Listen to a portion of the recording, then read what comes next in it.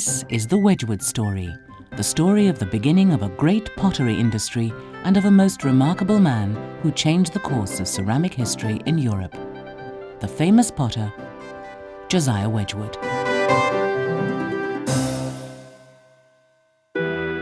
In the 17th and 18th centuries, the Staffordshire countryside was dotted with small potteries working the locally dug clay. These primitive potworks each employed only a few workpeople. They produced mainly thick domestic ware for local use and had no reputation outside Staffordshire itself. It was in a simple pottery such as this that Josiah Wedgwood, the youngest of 12 children, became an apprentice potter.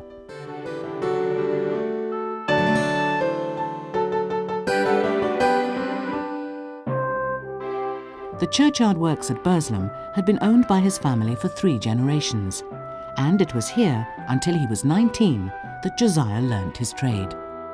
In 1754, the young Josiah went into partnership with Thomas Wheeldon, a master potter of some distinction. At this time, the industry was in decline. It became obvious to Josiah that only a scientific and innovative approach could save it.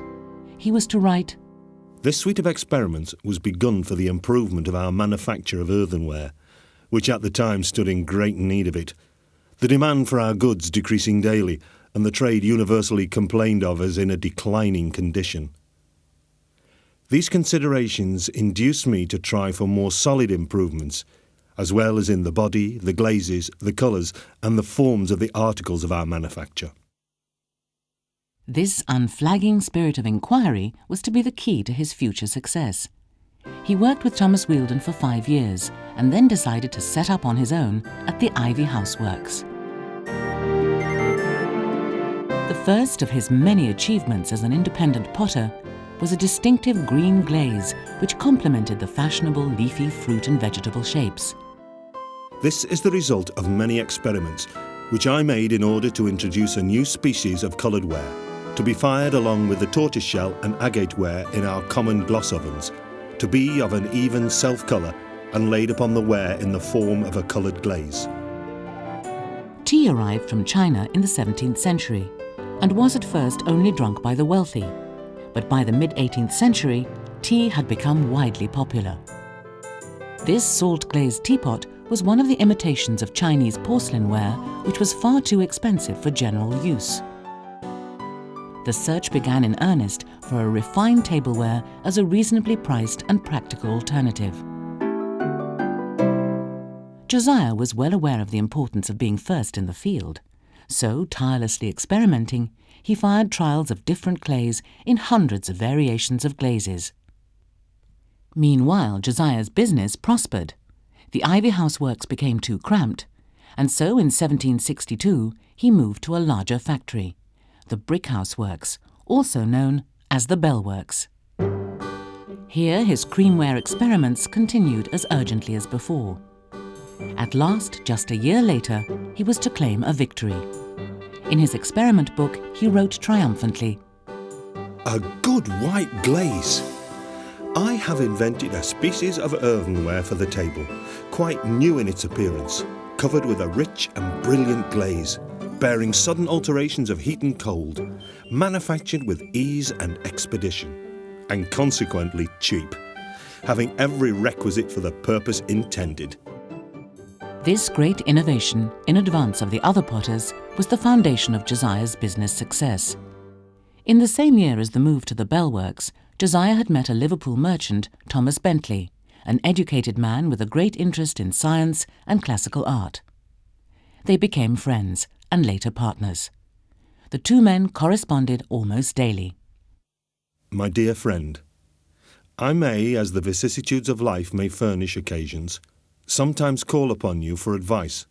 At other times I may want your assistance to settle an opinion, or to help me form a probable conjecture of things beyond our ken. And sometimes I may want that valuable and most difficult office of friendship, reproof." Josiah's creamware was becoming highly regarded and was exported to Europe and the American colonies. Queen Charlotte showed her admiration of the new ware by ordering a table service. She gave royal assent that Wedgwood's creamware should be known as Queen's ware, and allowed Wedgwood to style himself Potter to Her Majesty. The demand for this said cream colour, alias Queensware, alias Ivory, still increases. It is really amazing how rapidly the use of it has spread almost over the whole globe, and how universally it is liked. Don't you think we shall have some Chinese missionaries come here soon to learn the art of making cream colour? Largely as a result of Josiah's inventive genius, the potteries became widely known and more prosperous. In the mid-18th century, Staffordshire had no passable roads. Fragile pottery and heavy materials were carried slowly and precariously on pack horses, and breakages were enormous.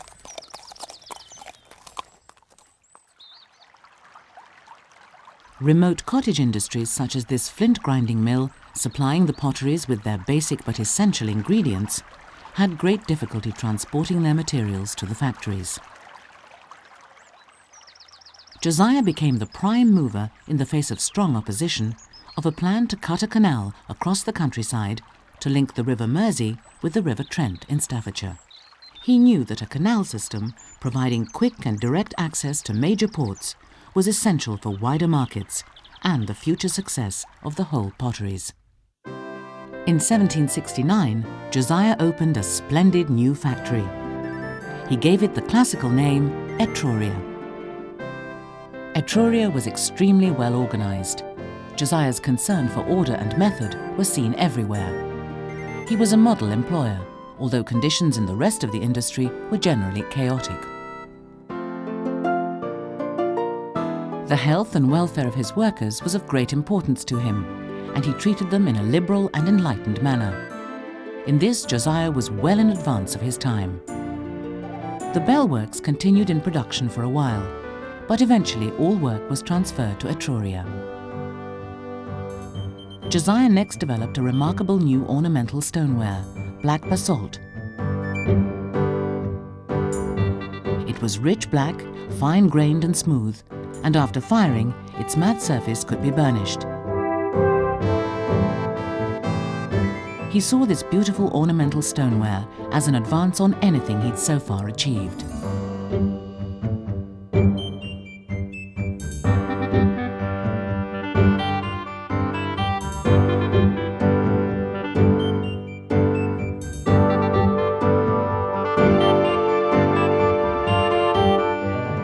Special red enamels were often painted onto the black basalt to reproduce ancient Greek and Etruscan scenes which were so popular at this time. The cream colour is of a superior class, and I trust has not yet run its race by many degrees. The black is sterling and will last forever. In 1772, after 7 years of campaigning and effort on Josiah's part, a working section of the Trent and Mersey Canal was at last opened, 5 years before the main canal's completion. This connected the previously landlocked potteries to major ports. A fully laden barge could carry over 100 times more than a pack horse. Goods were transported quickly and safely, and costs fell dramatically. This was the beginning of a great canal system, eventually to spread across Britain. The Trent and Mersey Canal ran alongside the Etruria factory, and was soon busy with working boats. Royalty and leaders of fashion and taste were now patronising Josiah, both at Etruria and his newly opened London showrooms. Catherine the Great of Russia commissioned a creamware dinner and dessert service, 952 pieces to be hand-painted with different views of English mansions and landscapes. Shugborough Hall, one of the great Staffordshire houses, was featured. Josiah wrote to landowners in different parts of the country asking their permission to represent their houses and gardens. Madam, we are now executing a commission for the Empress of Russia. It is for a table service consisting of near 2,000 plates, upon each of which is a real view from English gardens and pleasure grounds, painted in enamel. May I beg the favour, madam, of enriching our collection with a few of these views from your beautiful park and gardens?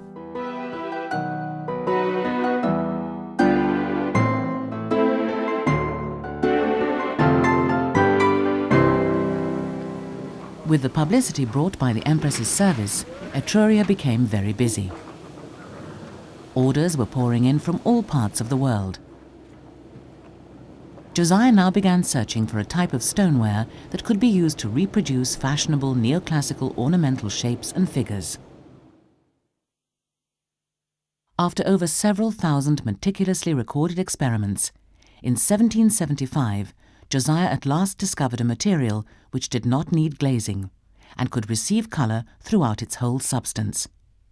He named it jasper. Skilled workers could apply delicately modelled neoclassical figures in white, almost translucent jasper to a blue or sea green coloured body.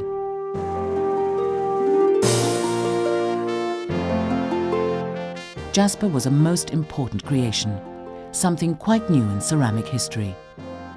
Jasper was prized above all his inventions, and in 1776 he wrote to Bentley, "I believe I can now assure you of a conquest, and a very important one to us, no less than the firing of our fine jasper and onyx with as much certainty as our basalts or blackware.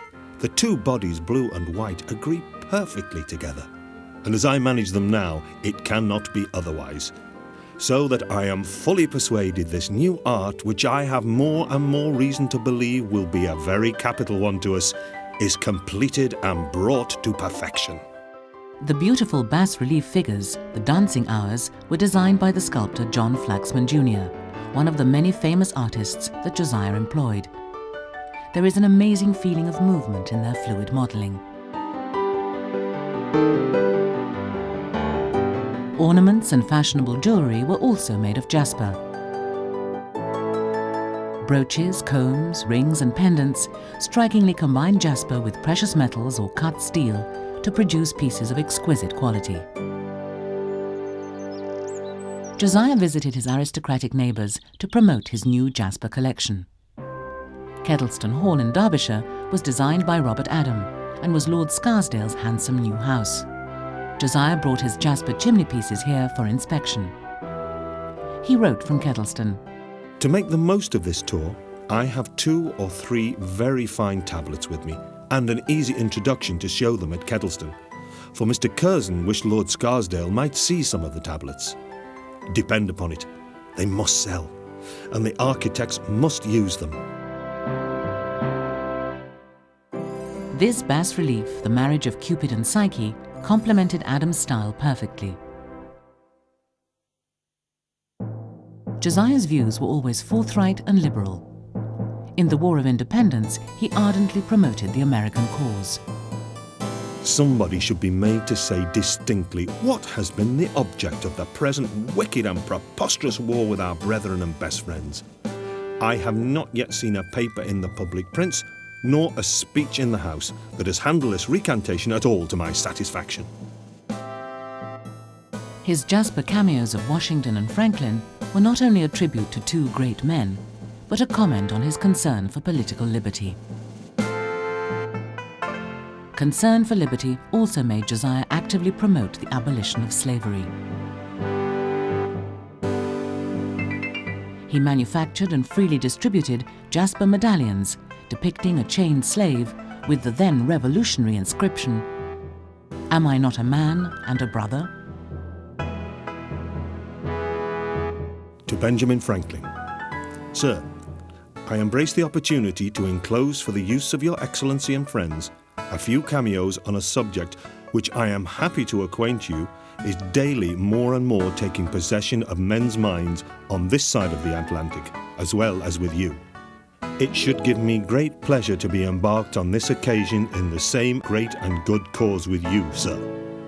And I ardently hope for the final completion of our wishes.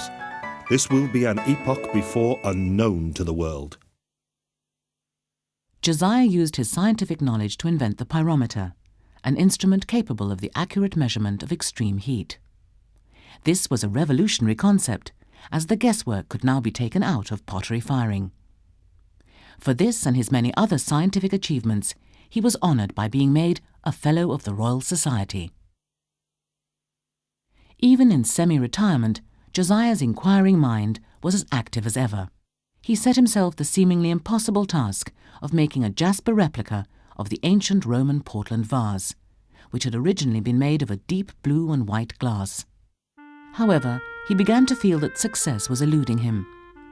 Even after years of continual trial and error, the slightest alteration in the firing temperature still made the delicate jasper figures distort or the curved surface blister. It was to take nearly 4 years of continual experiment before he produced a flawless vase. But my great work is the Portland vase. I have now finished a third and last edition of the figures, the first 2 being suppressed in hopes of making the third the more perfect. In this I have certainly succeeded, but how far I have done is upon the whole, and with what success, others must determine. Josiah Wedgwood died on the 3rd of January 1795. Work at Josiah's famous Etruria factory continued for another 150 years.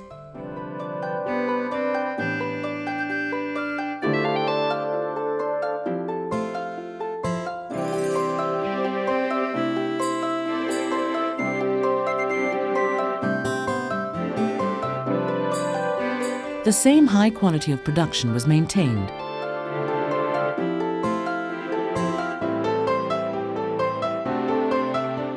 Skilled craftsmen worked both in traditional and the contemporary styles. In the early 1950s, Etruria finally closed, and all manufacturing was relocated to Barlaston. Here, old proven techniques are still in use. Originally built for Josiah Wedgwood himself, this lathe is still used for dicing and fluting.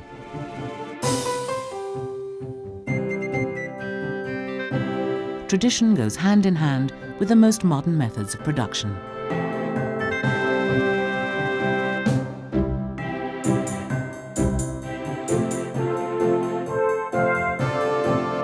The expert skills of today are built on the great legacy of the past.